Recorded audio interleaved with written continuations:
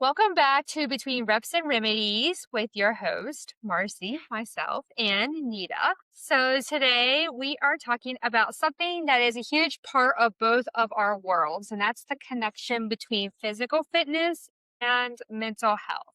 I think oftentimes when people hear the word fitness, they're often immediately think about weight loss and how they're going to look and how they're going to burn calories or chasing that number on the scale. But fitness is so much bigger than that, and that's something like I try to stress a lot whenever I'm like coaching through somebody. It's not about always chasing that number on the scale. And matter of fact, I really hate the number on the scale most of the time. Fitness is about strength, it's about confidence, stress relief, showing yourself what you're capable of, walking into hard situations and realizing I've done hard things before. The mind and body aren't separate, they're constantly communicating. What we do physically impacts us mentally, and what we experience mentally impacts us physically. So, what does fitness mean beyond physical appearance? Fitness beyond physical appearance means also like mental health, also internal health, like your lung function, your heart, cardiac function, pulmonary function, insulin, like stuff like that. Mental health, it all feeds in together for me. That's what that means to me. What about you? No, I agree. When, like I said, when I'm coaching somebody, I'm trying to stress that fitness isn't about chasing a number on the scale or necessarily always about weight loss. It's more like, how do I want to say, how you feel, your longevity, the confidence that you bring to the table. I want you to, when we discuss fitness or when I discuss fitness with any of my clients, I want to discuss your overall health. And oftentimes, when people give me a weight goal number, that they're chasing, why that number? What is so Hmm. important about that number? And it boils down to some way that they think that they're going to feel when they reach that number. So It's then, an I'm like, attachment. it's an attachment. Yeah. Yeah. And a lot of times, and maybe you can agree, Nita, I don't know if you ever number chased the scale. I have, I'll be honest. And oftentimes when you ask them specifically about that number, it has some significance in their life at some point. Yeah, it happened to me few years ago in my fitness journey. I was a certain weight in high school, but also, mind you, I was in my dance prime, very active, very fitness, like physical fitness fit, like athletic fit. Yes. So those numbers were different from other people's numbers. My numbers were different. I may have weighed a such and such amount, 125 pounds at a certain age versus my friend who did, and she looked completely different. So that was also difficult for me to realize like 100 and something pounds or whatever set amount pounds looks different in muscle versus fat. So that was a real eye opener for me too. I love that you mentioned that because I used to hold off on showing a in-body comparison chart to my clients until they were struggling or they were still just couldn't get this number out of their head kind of thing, to now that I often lead with my very first visit with showing the in-body comparison chart. So at work, I took three real in-body compositions where they all weigh within 5 pounds of each other. And one is equally balanced with fat and muscle. And one is very muscular and very little body fat. And one is a lot less muscle and a lot of body fat. And I use it as a good example. When you see these three people on the street, you would have no clue that they weigh the same because their body composition is made up so differently. And that's why I don't want people to get stuck in this loop of chasing the number on the scale, Mm-mm. because the person in my in-body comparison chart that weighs 145 looks much heavier than the person that weighs 150 that is mostly muscle. Yeah, agreed. Agreed. That was the stuck in my head because that was like everybody thinks back, like, okay, that wasn't my heyday. I would never say high school was my heyday, but that like I felt good. I Yes. looked good. It was a whole vibe, if you ask Yes. me.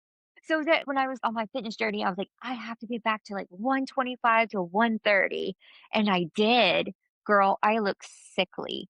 So looking at a certain, and people don't take that into account either. You grow, you age, you will never look the same. You can't repeat history. You just can't. You have to be more idealistic and more open to your goals and your changes. What I look like at 18 is not what I'm going to look like at 30 or 40 or You're exactly right. And it's not saying that you can't lose weight and be fit at this age, but correct. your body is just overall going to look different than what it did when Yes. you were a teenager. And I think Yes. that's where people get held up because when they're chasing that number on the scale, is it often is a high school number, a prom Mhm. number, a wedding number, like It was something something significant. monumental in their life. Yeah. Yes, significant. And I admit it, it was for me. It was my high school. I was my prime with dance and all this stuff. And it was so wild because I was like, yes, I'm losing weight. I'm looking great. But I was doing it in a healthy way. I was eating very lean. I was working out like almost every day, like 5, 6 times a day. That was like the thing, like that was my thing. Yes. Chugging water. I was also doing CrossFit at that time. So I was going very hard. And this is before I blew up my meniscus the second time. The first time was very minor. But the second time was like, oh my God. But this was what led up to the meniscus tear is I didn't listen to my body. Number Yeah. one, didn't listen to it. I pushed it past my limits and it happened. And now you have to work out with restrictions. It is what it is. It So happens. looking back to your prime, Nita, would you say that you like having you had a lot of confidence, I am assuming, with yourself, like with what you were doing and all of that. I wouldn't say high I school is think my prime though. In my Are we talking about high school years? Because I feel like okay, I'm in my prime now. okay, you're the back in high school. I Right. assume that you Yeah. carried a lot of confidence with yourself as well. Do you feel you have the same amount of confidence now that you did back then, or maybe you have more? I feel like I have more. Because, in high school, you're thinking about everything, the peer pressure. What is people thinking about me? Can I fit into certain groups? It's all about what they think about you. At my age, I am 41 and I don't care what people think about me. It's none of my business. What is that going to do? Keep me awake all night, stress, like call out to work, excessive drinking, depression spread? Right. No, it's none of my Right. business. You have your opinions and I have mine, to each their own. You're entitled. I don't care what you think about me. I care what I think about myself and my character. That's what I care about. I love that. And that kind of leads us into how does exercise affect the brain? So, when we talk about mental health, exercise sometimes comes as a bonus instead of an important tool. What ways does exercise affect the brain? Oh my gosh, in every which way possible. So, when you don't exercise, you're depressed. And I'm not just saying exercise per se. I'm lifting weights and I'm so strong, raw. Yeah, gym bro, high five. No, none of that. I'm talking about when you are walking, when you are moving, when you are doing something to move your body, dance, swim, hike, walk, whatever. Do whatever makes you happy. Move. When you do movement, it makes you happy, which causes endorphins, releases serotonin. It relaxes you. I don't know. When you start doing that, then you want to do it again and then again and then again. And what is that? It's now a habit. So you created a healthy habit because you did something you liked. Well, hey, it's also healthy. We created a healthy habit. Absolutely. And I think a lot of times we see, or I see people say, well, I don't have the motivation to work out. I don't know how you have the motivation, but you hit the nail on the head by saying, you repeat it and then you want to do it again and again. We Yeah. can't sit and wait for motivation to come. We have to create that motivation. Yes. And by creating it is just taking that first step and just doing it for the first time. Not playing, guys. With okay, and obviously, big football fan. My son's football coach always used to say it, and he's this ex-military guy. So I saw eye to eye level with him. Like, I see you, I feel you, I'm vibing. He wasn't harsh with the kids, but he was very motivating and like real with them. And he told all the kids, and my son, the son of the other ones that were, not used to the heat and the sweat and the work and effort. He told them, if you want it, it's all about attitude and effort. If you want it in Yes. life, that's all it takes, and you will go get it. He was like, you're not going to be like a billionaire overnight because it's going to take time and patience, but everything is attitude and effort. And if you put it in, you're going to see progress. Absolutely. I wholeheartedly agree with that as well because if you really want to better yourself for your health, for your fitness, for your mental health, you're going to take that initial step and chase it. Yes. when we have that, you said that goal weight in mind, if you really want that, you're really going to go do it. You're going to go work out. You're going to go sweat. You're going to, do what you got to do to make it work. Do That's it. right. Un- but unfortunately, when it comes to mental health, I think movement is such an underutilized tool when we Yes. discuss like managing stress.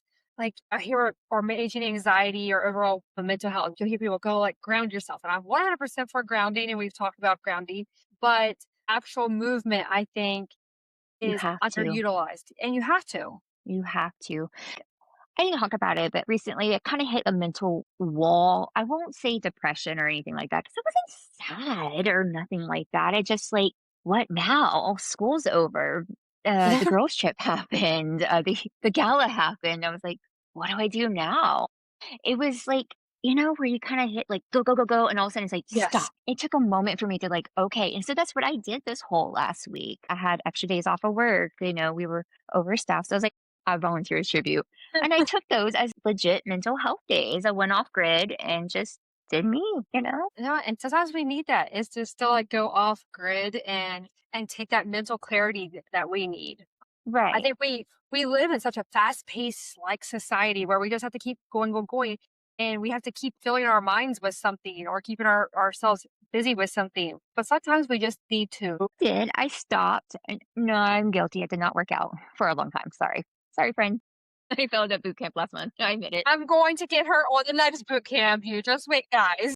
She will. She will. But I admit it. I failed at that, but I took the time and I did some inner work, because the month prior I did a lot of physical work and I lost 20 something pounds. I did a lot of work on the outer side, but I also realized I was missing on the inner. It was like fix the root, not the symptom kind of thing. So it's like Yes. I'm doing this, but something deep down still feels different.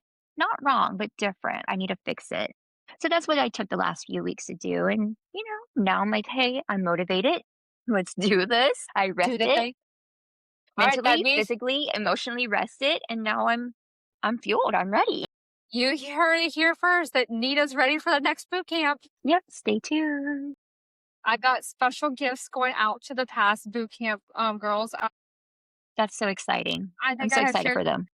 shared with Nita before. You guys can't see because we're not on camera for you got listeners, but they're cute little resistant bands, Super like cool. Super cool. cute, cute ones. I'll emphasize cute. They're not the traditional resistant bands. No, these are cute.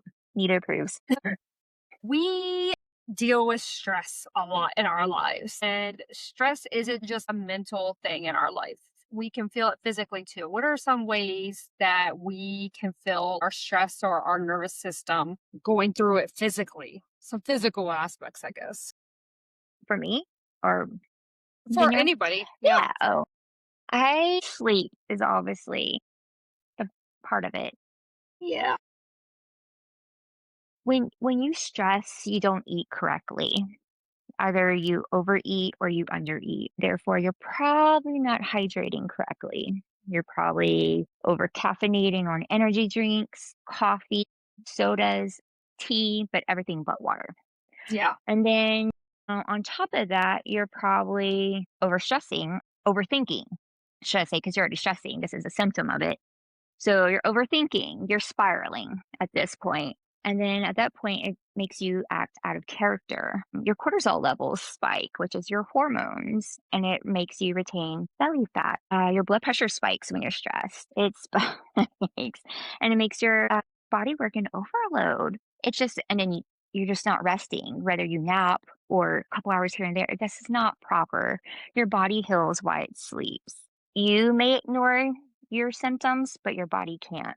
Your body's speaking, but are you listening? I mean, you pretty much hit the nail on the head with all those things that we feel physically. I know for myself, back in the day, if I was stressed, I would not eat. Now things have switched. I'm older. When I'm stressed, I overeat or I crave like sweet foods or fried foods, and then my tummy Hmm. hurts. That just causes digestive issues. Correct. Oh, yeah. Another big one is digestive issues, whether you're constipated or you have constant running to the bathroom issues. Then it affects your kidney function and your liver and then your heart and then your lung and don't do that. Just don't do that. Drink your water, Drink take your your water. vitamins. Yes. Eat all the colors of the rainbow and not Skittles. I Fruits and think vegetables, please. we get so caught in this endless cycle when we're going through stress that I don't even think that sometimes we realize that this is all stress related. And I know we've talked about this on previous episodes where you and I have both went through very stressful moments in our lives in the past. And I stress to you guys that if you can remove your stress or manage your stress, you'll see so much improvement in your overall health. And it's something I've discussed in the past episodes where when I was in my deepest stress related situation and I had changed nothing with my physical fitness or my eating, but I was just overall stressed and I gained so much weight. Been there. But also, like, okay, you have to take accountability too sometimes. There's Oh, outsources and relationship or your career or family or tomato, there's always going to be some kind of outsource reason of why we're stressed. It's life. It's life. right. But sometimes we are creator of our own stress. We are our own worst enemy, but also we are our own creator of our stress. People involving themselves in other situations they don't belong in. You're losing sleep overnight. Why? It's not my monkey, not my circus. But people do that. They insert themselves where they don't need to be. Also, over stressing about a situation that's already happened. It's happened, babe. Like, let's process and move along. Right. Sometimes we create our own inner stress. Yeah, I gained that 20 pounds. Okay, that's my fault. Take accountability. Let's go.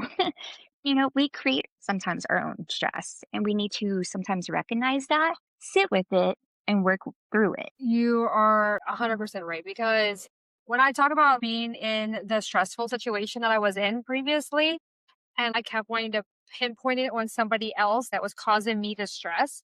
But Right. I also was a player in that because I didn't have to let her cause me the stress. I could have taken accountability and be like, no, I'm not going to continuously hold your hand through every step of life. Right. And here's the tools that you need to be able to do these things on your own and not rely on me because relying on me is just making me stress.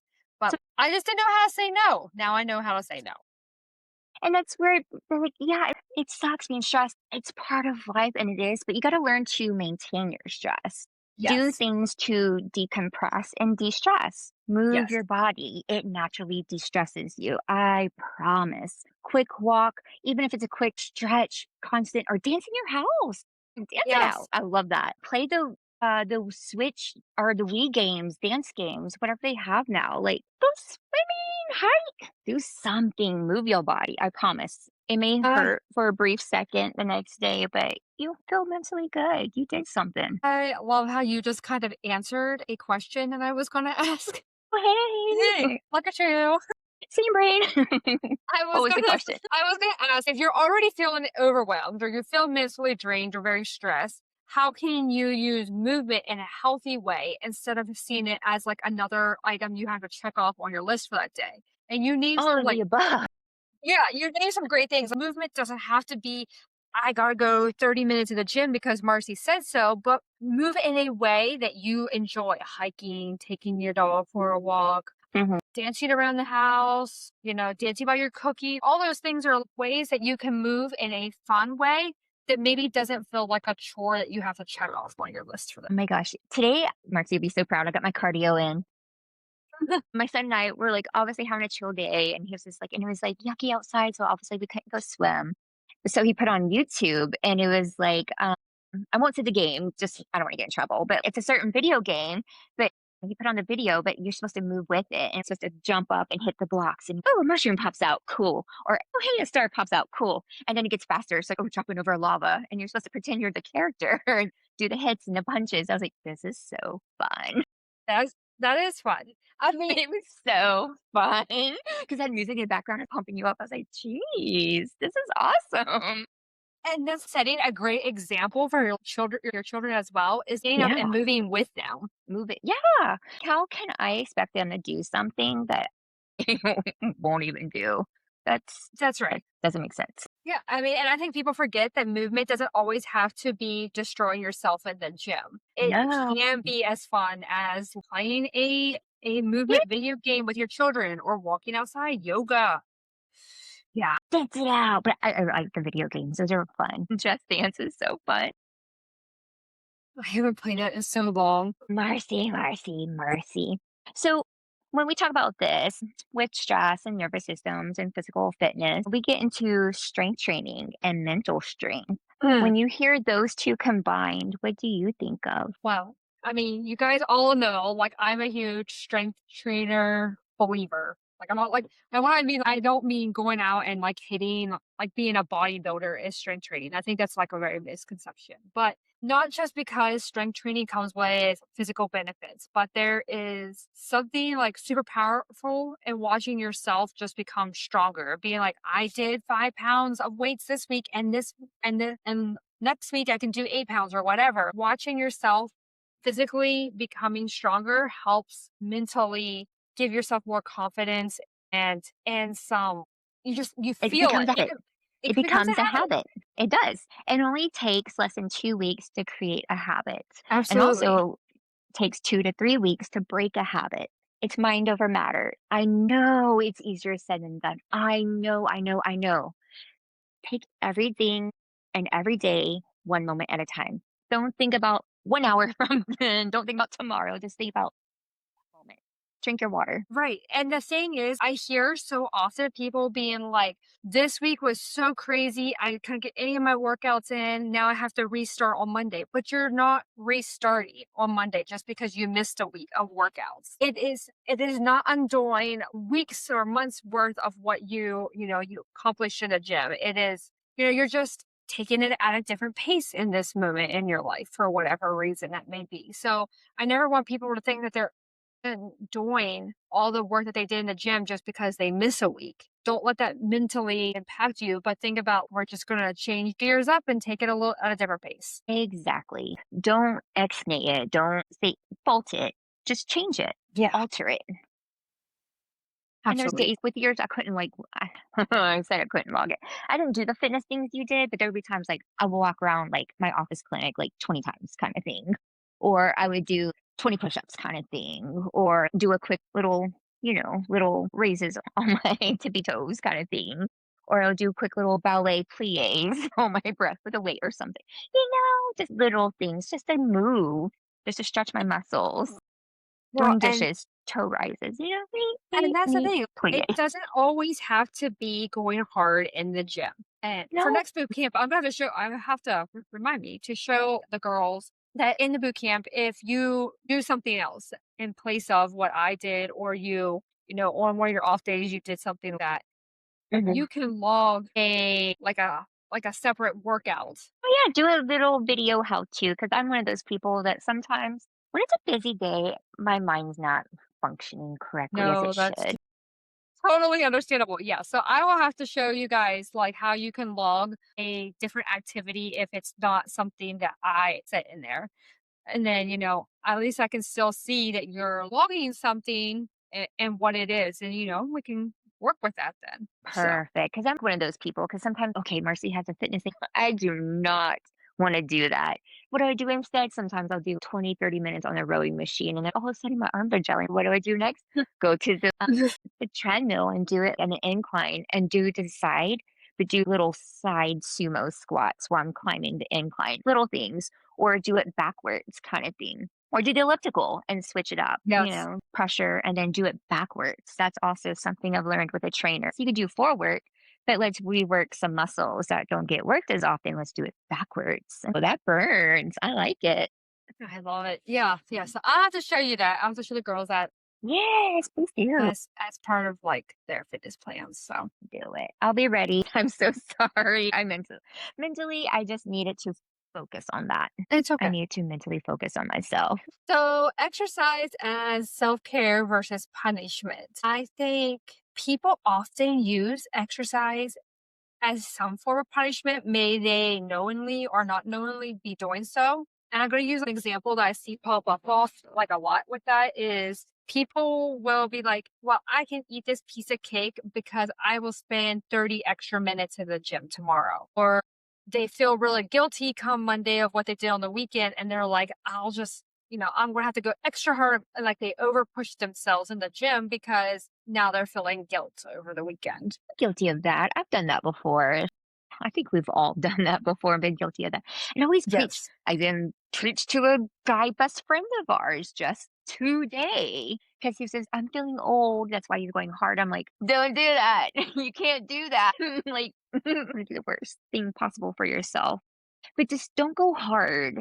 You're punishing your body, but also don't feel like it working out is a punishment. We talked about just a moment ago, do something you love, whether it's hiking or dancing, go on a video game, YouTube, Super Mario punches, whatever.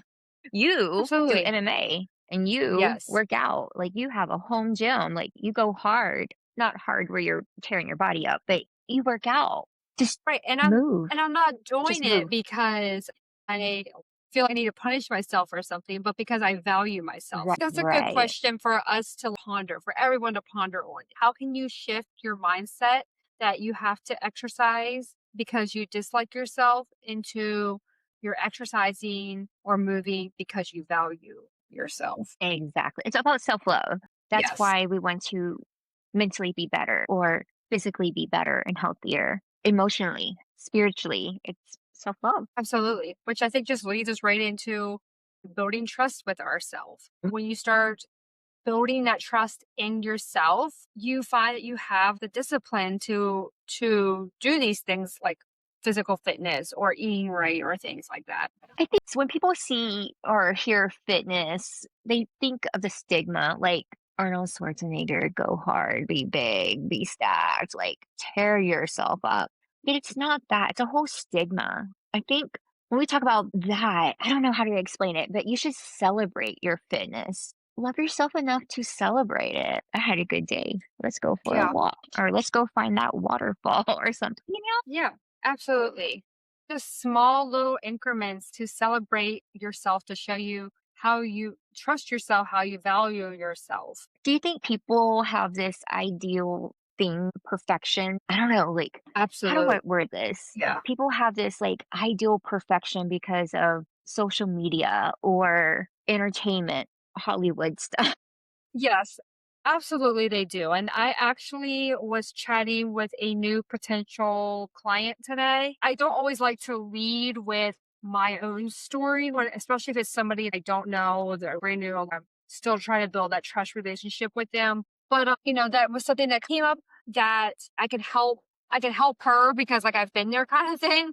We get so wrapped up on watching fitness or health influencers on Instagram or TikTok and in the media, wherever it may be, who really have never a day in their life struggled. I mean, some have, but a lot of these influencers are just that influencers. They're getting paid to promote their products, their brand, their whatever it may be, their clothes. And when it comes to helping you, they're not trying to dig deep to truly help you because they're just looking for another quick click to grow their following or their brand. And unfortunately, I think a lot of people should take when they're looking to work with a health or fitness coach is take the time to get to truly know their health and fitness coach and what's in it for them and how they can help and what their story was. Because oftentimes a true health and fitness coach that's going to help dig deep with you has a good story Mhm. behind them as well. I love that. Um, That's why I love working with you, Marcy, is you like to go to the root of the problem, of the symptom. Let's not throw a band-aid on it. Let's not do a temporary fix. Let's figure out what's really going on. Is this a mental block? Is this a physical block? I love that about you. Thank you. It kind of leads me to where should someone start in their fitness or health journey? We often feel overwhelmed or anxious or exhausted because we feel we're starting over for the 100th time. We don't know who to start with or how to start or where to start. Recommendation. May it be you working with me or the next fitness or health coach out there, but know that like it starts with you. It starts with you in moving your own body. You gotta take the first step yourself. Right. Nobody can And force don't you. You ever just gotta do it yourself. underestimate exactly. And don't ever underestimate it's just a 10-minute walk. A 10-minute walk might be something more than you used to do. Or it's drinking 64 ounces of water. That might be 34 more ounces than you used to do, or like stretching before bed. All these little things Yeah. will help build up into bigger things. Don't underestimate the power of sleep. Getting a good night of rest, of like solid sleep, it's powerful. It's powerful. And I think sleep is often overlooked in the grand scheme of things because people are like, well, that's just me. I can't, I can't fall asleep. I can't stay asleep, you know. I need my sleep. Truly is hard. Some people do find that sleep is hard, but it plays such a big role in our overall health. And if you can find the right, provider to help you with your sleep, you'll find out that physically you'll be able to accomplish a lot more. Oh, yes. Ever since I like kind of transitioned, excuse me, ever since I transitioned into integrative health, I've been so good with my sleep. I easily get 6 to 8 hours, easily, sometimes 10. That's It's that's awesome. amazing. Yeah. That's awesome. But you got to kind of listen to your body. You got to turn off the social medias. You got to turn off the phone. People don't realize that like electronics give off negative energy. I'm not saying negative energy and like a ghost or bad juju or nothing like that. It's just it's negative energy. And actually, Marcy and I just had this conversation about mountains and certain salt rocks giving off positive energy, positive ions. And so that's kind of Yes. what I do. I turn off all electronic. We don't have that on an hour before bed, kind of thing. And just turn on the salt rock loop. Maybe it's all in my head. Maybe it's Yes. placebo effect, or maybe it works. Maybe it's Maybelline. I don't know. But to I don't me, know, it's but it's a habit now. But it's a thing now, and it works. So to each their own, right? Whatever your that's ritual right. is, but positive energy. Turn off your electronics. It's overstimulation. No caffeine before bed by several hours, and do something that relaxes you, whether it's read or shower, work out. Work out amps me up, so it doesn't relax me. But for you, it's opposite. It relaxes And you. I would say for me, it's opposite. Yeah, like I like to work out in the Hmm. evening. Like my evening routine consists of me working out, taking a shower, and go to bed. Like people think I'm crazy Right? because No, not at that's all. what works That's for me. yo, I have family that's the same exact way, girl. And this is a prime example. Fitness is not one shoe fits all. You know, Right. what works for me doesn't work for Right. you, and vice versa. Yeah. So overall, fitness will change your body in so many different ways. Mentally, physically, you will see so much improvement in your overall longevity with just physical fitness. Nia had written down in her notes strong body, strong mind, one health. Mhm. 'Cause it's an interlink, it's a whole chain. They function together.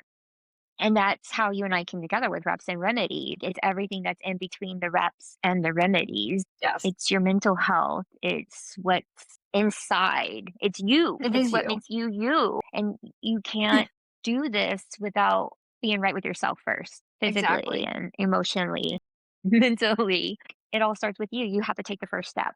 It all begins and ends with you. I mean, for those that didn't know, that's exactly how Nita and I came up with the name for the podcast, Between Reps and Remedies, was because we wanted to tackle everything in between the physical health and like the healthcare that's out there, what we can accomplish in between those two systems. Right. And we're not out here pushing big pharma. In fact, exact opposite.